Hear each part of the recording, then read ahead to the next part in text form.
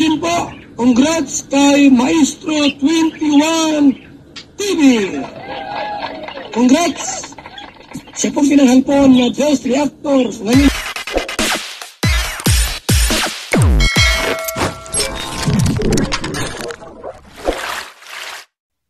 Okay guys, isa na muli mapagpalang umaga, tanghali, gabi po sa inyo lahat. Sana po ang lahat ay nasa mabuting kalagayan at ligtas po sa anumang kapahamakan. Saan man po kayo dako ng mundo naroroon. Ako po muli ang inyong lingkod, Maestro 21 TV, at sa ating pong video ngayong araw na ito ay tayo ay pag-usapan natin ang pinag-uusapan po ng YouTube world, ang tungkol po sa pag-alsa balutan o pag-alis di umano ng mga pangunahing ang mga major sponsors po ng dating Kalingap Angel na si Medit. Okay, so ano kaya mga Kalingap ang dahilan? Bakit nagsialisan ang mga major sponsors ni Medit na noong una po ay sila po ang talaga pong nagpupursige na kinakailangan, sumusuporta kay Medit upang ipagpatuloy po ng Medit ang kanya pong nasimulang YouTube channel. So ano nangyari ngayong panahon na ito at bakit sila po ay nag-aalisan na? Ano po ang pangyayari? So ano na ngayon ang kinabukasan ng isang dating Kalingap Angel? So yan po yung ating paksa ngayong araw na ito. Pero bago po yan, tayo muna po ay magbibigay po kay sama at founder po ng Kalingap, Kuya Bal Santos Matubang, at tangkilikin po natin Ed Vlog, Kalingap Rob, Kalingap Dan, Kuya Brooks Vlogs at Ruel of Malalag. At siyempre, kung bago lang po kayo sa munting channel na ito, sana po inyo rin pong subaybayan o inyo rin pong suportahan sa pamamagitan po ng inyong pag-like, share, and subscribe. At tuloy pindutin na rin po ang notification bell at nang sa ganon ay updated po kayo sa susunod pa pong mga reaction videos na ating gagawin. Likewise, may shoutout po sa ating mga kasamahan po dyan sa Karepa, Kalingap Reactor Partners, sa pamumuno po yan ng aming Presidente Javier De Leon, aka Birador. At tangkilikin din po natin mga Kalingap ang ating mga kasamahang Kalingap Partners, lalong-lalo na itong masigasig, masisipag, matyatyagang mga Kalingap charity vloggers na nakatalaga dyan sa iba't ibang Kalingap landing pad na mayroon po tayo dito sa ating bansa. At kayo rin pong mga Kalingap subscribers, supporters, and organic sponsors, magandang umaga, magandang tanghali, magandang gabi rin po sa inyong lahat. At siyempre, sa ating mga kapatid po dyan sa Team Siomai ng Kalahi Community at ng buong Kalahi Community. Okay? So sa ating pagpapatuloy, gusto ko lang pong sabihin po sa ating mga Medit supporters. Okay. So hindi ko po ikino-content ito upang tayo po ay mag-away-away o upang asarin o upang tuyain ang community po ni Medit. Alam po naman po ninyo at alam ko marami pong nakasubscribe sa akin na mga Medit supporters sapagkat noong kung inyo pong maaalala, isa rin po ako sa mga nagre-reaction kay Baby Medit nung panahon po ng Dandit. Okay?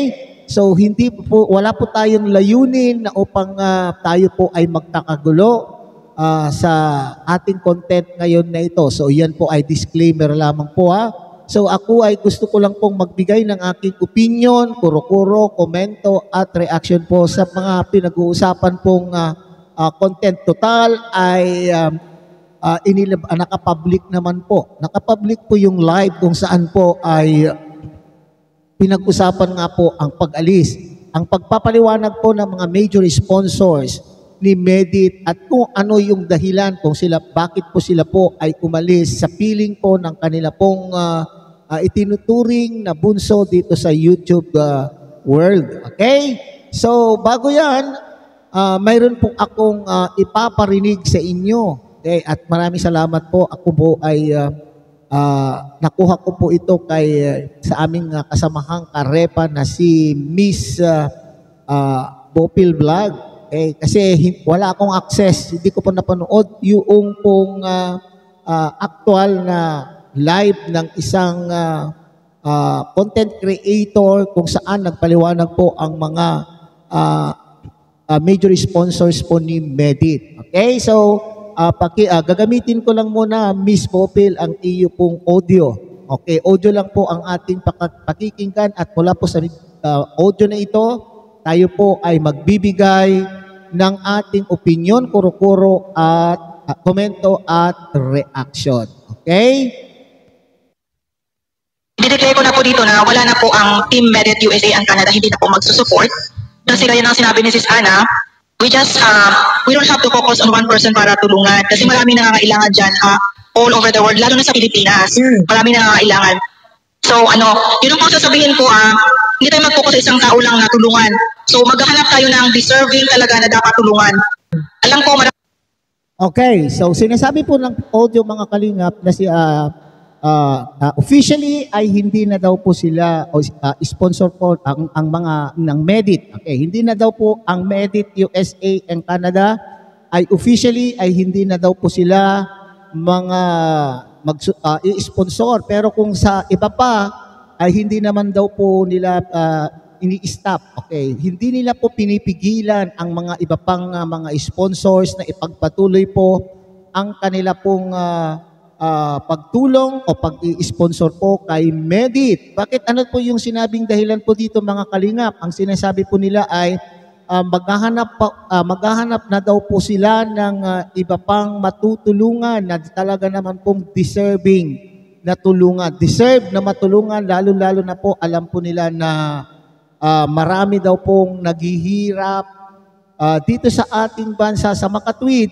Yung grupo pala na ito ng Team Medit USA and Canada, kaya ito siguro ay nabuo noong panahon na yan, ay upang suportahan itong si Medit dahil alam po nila na itong si Medit ay nung panahon na yon ay nangangailangan po ng tulong, hindi po ba?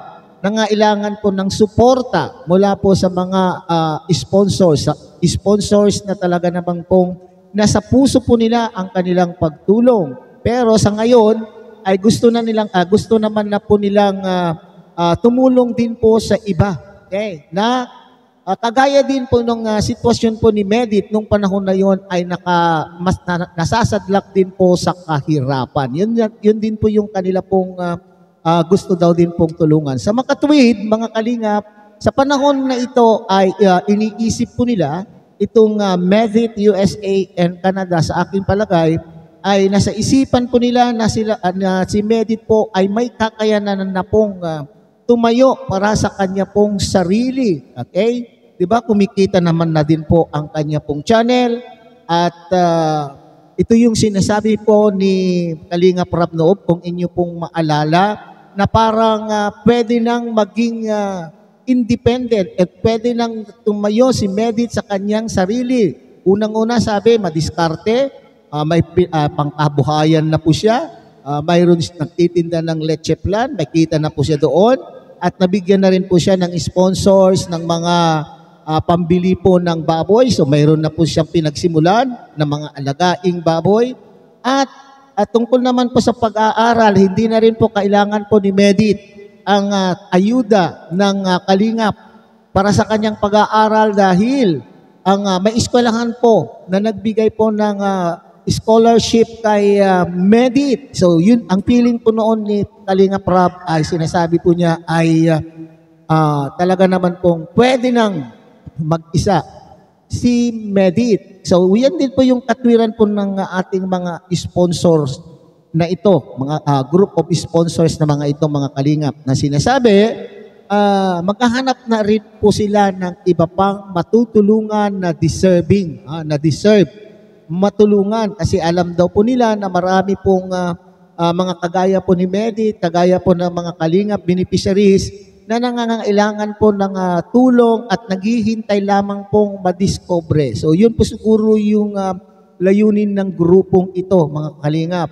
Yung tumulong din pa ng tumulong sa iba pa nating mga kababayan at hindi lamang po sa iisang tao lang ang pwedeng tulungan. Okay, sa puntong ito mga Kalingap, wala naman pong sigurong problema na kay Medit at tatanggapin po itong maluwag ni Medit dahil sabi nga nila ay talaga naman pong kayang-kaya na niya pong tumayo sa kanya pong sarili dahil nasimulan na pong natulungan po siya ng Kalingap at ngayon po ay going strong naman na po ang kanya pong channel at libre naman po ang kanya pong pag-aaral dahil siya nga po ay scholar. So dito na naman ngayon pumapasok mga Kalingap ng sinasabi po ni Kalingap Rap at ng mga iba pang Kalingap partners po natin, lalo na itong mga kasamahan po nating reactors.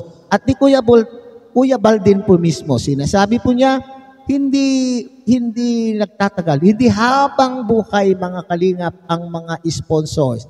So sa ating pong mga Kalingap beneficiaries, lalo na itong mga Kalingap angels, ito yung sinasabi po nila na hindi habang buhay, kadalasan ay hindi nagtatagal po ang ating mga sponsors. Okay? So kinakailangan kung ano ang tinutulong ng mga sponsors ay pahalagahan upang sa ganon na kapag naramdaman na po ng mga sponsors na ito na kayang-kaya nyo na po, ay at least meron kayong pinagsimulan na bigay din po ng mga sponsors na ito. Okay? So, sana ay hindi ikagagalit po ng ni Medit at lalo na itong community po ni Medit na sila po ay umalis na sa piling po niya dahil talaga naman pong marami nga talaga naman na taong nangangailangan ng tulong po sa Pilipinas. Okay, pagpatuloy nga natin. Kami nalulungkot yan. Pinalabas na po namin, we just wanna lay down, ano talaga ang totoo. Hindi naman namin sinabi dito na, ako personally, hindi naman malaki ang nabigay ko na pera kasi I was being careful na kasi naloko na ako one time. So, ano sinabi ko lang, kung piliin nyo mag-support pa rin, nasa inyo na yan kasi we live in a free country naman, we live in a free world. So, kung piliin nyo mag-support, nasa inyo na yan, we respect your decision. Sana, you respect our decision din kasi we live in a free country. Hindi po kami naninira, wala kaming kaong inaapakan, we just wanna be fair and we just wanna do what is the right thing to do. Yan lang po mga kapatid, sana maintindihan po ninyo kaming lahat. At maraming salamat po and then God bless po sa alam mo, Medit. Okay, so ibig sabihin mga Kalingap, hindi po nila pinipigilan yung mga iba pang mga sponsors kung ipagpapatuloy po nila yung kanila pong pagtulong o pag-sponsor kay Medita. So, at sinasabi nila ay walang samaan ng loob. Okay, so maliwanag po yung paliwanag po nila na wala sanang magtatampo. Bakit naman po magtatampo ang mga tao na natulungan? Hindi po ba? Okay. So, naintriga lang ako mga kapatid. Okay? May malalim pa akong naiisip ngayon nung narinig ko yung bahagi naman po na nagpapaliwanag po yung isang sponsor, yung malakasang sponsor po ni Medit mga Kalingap, itong si Narita.